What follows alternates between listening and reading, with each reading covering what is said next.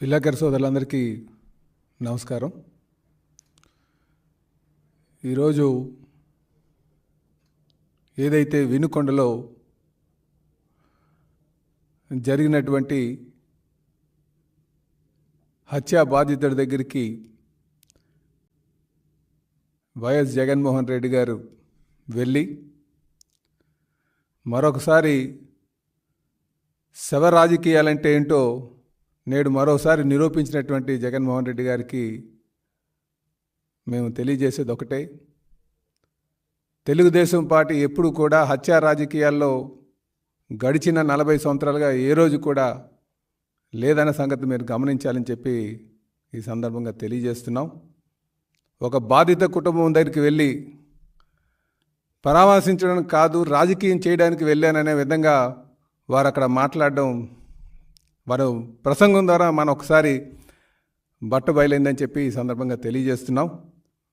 ఎందుకంటే జరిగిన సంఘటన దగ్గరికి వెళ్ళి రేపు మేము అసెంబ్లీలో జరిగినటువంటి గవర్నర్ ప్రసంగాన్ని ఆపుతాం, అలాగే ఢిల్లీలోకి వెళ్ళి మేము ధర్నాలు చేస్తాం అంటే ఇది దేనికి సంకేతం ఒకసారి మీరు సమాధానం చెప్పాలని చెప్పి మేము తెలియజేస్తున్నాం. అలాగే కాకుండా కూటమి ప్రభుత్వం అధికారంకి వచ్చిన దగ్గర నుంచి కూడా జగన్మోహన్ రెడ్డి గారు అబద్ధాలు అసత్యాలతో పార్టీ మీద, కూటమి మీద విషం జల్లుతున్నటువంటి పరిస్థితి మనం గడిచిన 36 రోజులుగా చూస్తున్నాం. ఈరోజు మీరు గమనిస్తే తెలుగుదేశం పార్టీ మీద మొదటి నుంచి కూడా ఏదో విధంగా వీరు ఒక అసత్య ప్రచారాలని, ముఖ్యంగా ఏదైతే ఒక ఇద్దరు వ్యక్తుల మధ్య జరిగినటువంటి గొడవని తెలుగుదేశానికి ముడేయడం చాలా దారుణం అని చెప్పి ఈ సందర్భంగా తెలియజేస్తూ, అలాగే ప్రతిదీ కూడా వ్యక్తిగత కక్షల్లో హత్య జరిగితే రాష్ట్రపతి పాలన కావాలని చెప్పడం, లేకపోతే కూటమి ప్రభుత్వం విషం చల్లడం, ఇదే కాకుండా దొరికినప్పుడల్లా జరిగిన 36 రోజుల్లోనే వీరు ఎప్పటికప్పుడు ఈ ప్రభుత్వం కేవలం హత్యలు చేయడానికే అధికారంకి వచ్చిందన్న విధంగా మీరు ప్రచారం చేయడం చాలా దారుణం అని చెప్పి ఈ సందర్భంగా తెలియజేస్తూ, అలాగే ఈరోజు ప్రజలందరూ కూడా వీళ్ళు ఒక తీరును కానీ చూస్తే, జగన్మోహన్ రెడ్డి గారు ఒక తీరును చూస్తే, నిన్న మొన్న జరిగినటువంటి సంఘటన ఏదైతే ఆ గిరిజన మహిళకు సంబంధించి విజయసాయిరెడ్డి గారితో ఏదైతే ఆయన వంచన చేశారనే విషయాన్ని డైవర్ట్ చేసి మళ్ళీ ఈ విషయాన్ని బయటకు తీసుకొస్తున్నారేమో అనే విధంగా ఉందన్న సంగతి మేము తెలియజేస్తున్నాం. తెలుగుదేశం పార్టీ కీర్తిశేషులు నందమూరి తారక రామారావు గారు స్థాపించిన దగ్గర నుంచి కూడా నేటి వరకు కూడా ఏ రోజు కూడా హత్యా రాజకీయాల్లో లేదన్న సంగతి మీరు తెలుసుకోవాలని చెప్పి ఈ సందర్భంగా తెలియజేస్తున్నాం.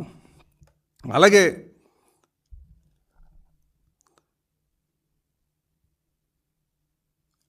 ఈ అసత్యాల్లో భాగంగా మేమేమన్నామంటే, తెలుగుదేశం పార్టీ అధికారంకి వచ్చిన తర్వాత వీళ్ళు ఏ విధంగా వైసీపీ నాయకులు కావచ్చు, లేకపోతే జగన్మోహన్ రెడ్డి గారు కావచ్చు,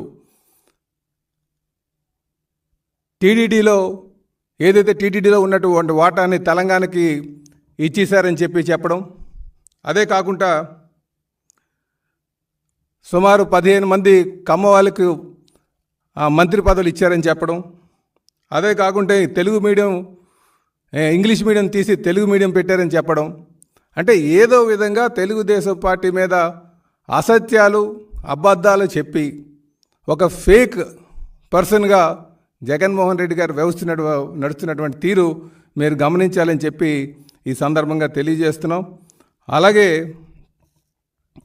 జగన్మోహన్ రెడ్డి గారు నిజంగా చెప్పాలంటే గడిచిన 5 సంవత్సరాలు వారు ఏదైతే ఈ హత్యా రాజకీయాలు చేశారో, అంటే జగన్మోహన్ రెడ్డి గారు రాజకీయ రాక్షసత్వానికి మరి కేర్ ఆఫ్ అడ్రస్ ఎవరు ఉన్నారంటే అది జగన్మోహన్ రెడ్డి అని చెప్పి మేము తెలియజేస్తున్నాం. గడిచిన 5 సంవత్సరాలుగా ఆయన హత్యా రాజకీయాలతో ఆయన పాలన సాగించారు కనుకనే దాని ఛాయలే ఇప్పుడు ఈ సంఘటన అని చెప్పి మేము తెలియజేస్తున్నాం. చెప్పాలి అంటే జిలానీ హత్యకి మరి ఆయన రషీద్ హత్యకి జిలానీ కారణం అన్నారు. వాళ్ళిద్దరికీ కూడా ప్రజలందరూ కూడా గమనించాలి. వీళ్ళిద్దరికీ కూడా సంవత్సరం నుంచే ఆ గొడవలు ఉన్నాయనే సంగతి మీరు తెలుసుకోవాలి. ఎందుకంటే ఆ గొడవ వాళ్ళిద్దరి మధ్యనటువంటి వ్యక్తిగత గొడవల్ని ఆ రోజు ఉన్నటువంటి ఎమ్మెల్యే గారు బోళ్ళ బ్రహ్మనాయుడు గారు ఆయన దగ్గర గత ఒక సంవత్సరం క్రితమే ఒక పంచాయతీ జరిగింది. ఆ పంచాయతీని వాళ్ళు సెటిల్ చేయకుండా రషీద్ వైపే వాళ్ళు ఉన్నారన్న సంగతి ఆ కోపాన్ని పెంచుకునే వారు హత్యలు చేశారు తప్ప హత్య చేసుకున్నారన్న సంగతి అందరికీ తెలిసిందే. కాకపోతే ఇది రాజకీయ లబ్ధి కోసం జగన్మోహన్ రెడ్డి గారు కేవలం రాజకీయ లబ్ధి కోసం ఇది తెలుగుదేశం పార్టీ మీద నెట్టుతున్నారన్న సంగతి మరి గమనించాలని చెప్పి ఈ సందర్భంగా తెలియజేస్తున్నాం. ఇప్పటికే జగన్మోహన్ రెడ్డి గారు ఆయన ఒక తీరును ప్రజలందరూ కూడా గమనించారు కనుకనే వాడిని ఇంటికి పంపించారు. మళ్ళీ ఆయన ఎన్ని చెప్పినా నమ్మేటువంటి పరిస్థితిలో ఇక్కడ ఆంధ్ర ప్రజానికాన్ని లేరని చెప్పి కూడా మేము తెలియజేస్తున్నాం. అలాగే ఆయన ముఖ్యంగా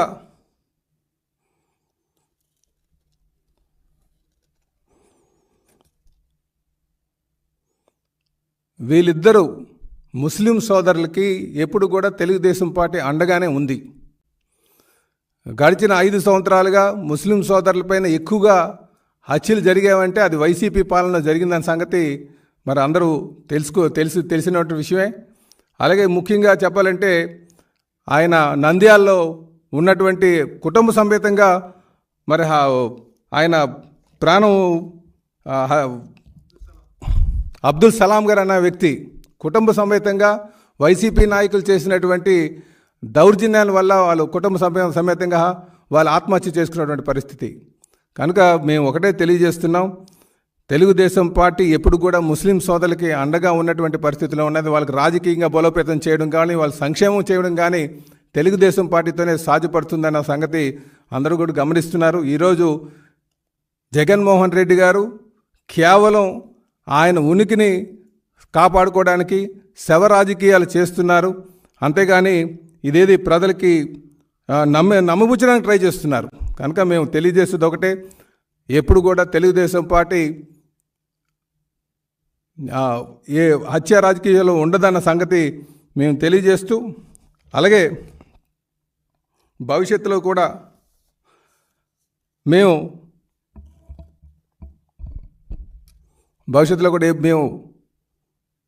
ఎవరైనా సరే హత్యలుగా ఆటలో కూడా ఉన్నారంటే వాళ్ళపైన చర్యలు తీసుకుంటాం. తెలుగుదేశం పార్టీ ఎవరిని కూడా ఉపేక్షించేటువంటి పరిస్థితి ఉండదు. వారిని ఎవరైనా దాంట్లో ఉన్నవారైతే ఎవరైనా ఏ పార్టీకి సంబంధించినటువంటి వారైనా సరే వారి మీద కఠినంగా వ్యవహరించేటువంటి పరిస్థితి ఉంటుందని కూడా ఈ సందర్భంగా తెలియజేస్తూ, ముఖ్యంగా ఇప్పటికైనా జగన్మోహన్ రెడ్డి గారు ఒక నిర్మాణాత్మకమైనటువంటి పాత్ర పోషించాలి.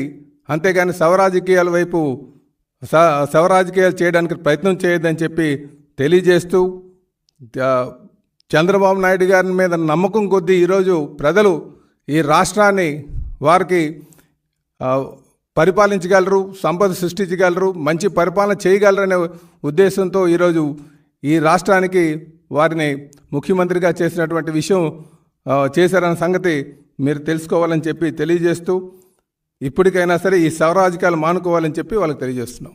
నమస్కారం.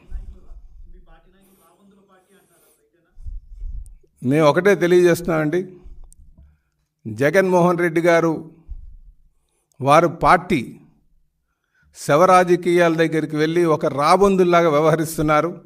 వారు ఎప్పుడు కూడా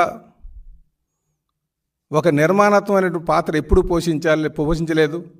ఎక్కడైనా హత్య జరిగింది అంటే అది వ్యక్తిగత కక్షలతో జరిగినటువంటి హత్య అయినా సరే అది తెలుగుదేశం పార్టీ మీద రుద్రానికే ప్రయత్నం చేస్తున్నారు తప్ప ఒక రాబందుల్లాగా ఒక రాజకీయ ఉన్మాదిలాగా ఉన్నది ఎవరైనా ఉన్నారంటే అది జగన్మోహన్ రెడ్డి అని చెప్పి వాళ్ళ పార్టీ కార్యకర్తలు అని చెప్పి ఈ సందర్భంగా తెలియజేస్తున్నాం.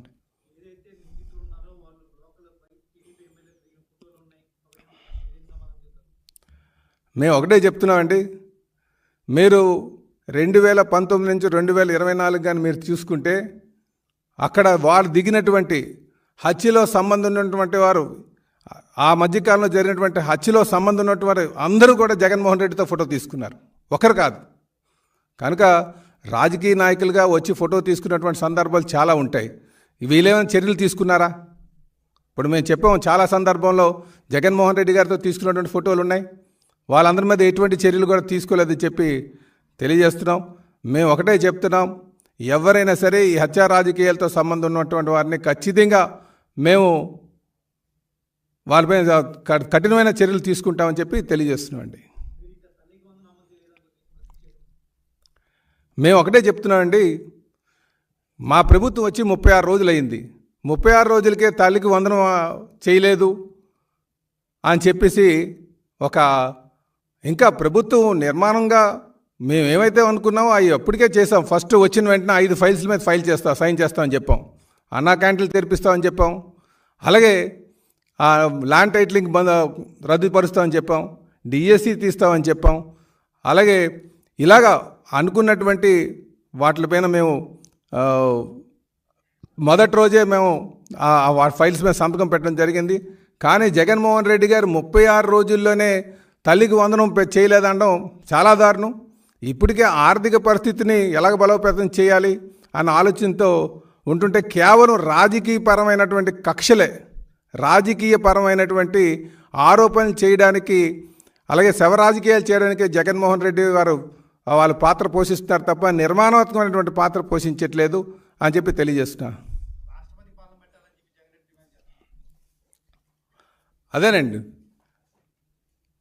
జగన్మోహన్ రెడ్డి గారు ఒక బాధిత కుటుంబం దగ్గరికి వెళ్ళి పరామర్శించడానికి కాకుండా, వాళ్ళకు భరోసా కల్పించడానికి కాకుండా కేవలం దాని ద్వారా లబ్ధి పొందుదామని చెప్పి శవ రాజకీయాలు చేస్తూ ఈరోజు ఢిల్లీలో ధర్నా చేస్తాం, లేకపోతే రాష్ట్రపతి పాలన 36 రోజుల్లోనే పెట్టేయాలనడం దేనికి సంకేతం అంటే శవ రాజకీయాలకు సంకేతం అని చెప్పి ఈ సందర్భంగా తెలియజేస్తున్నా.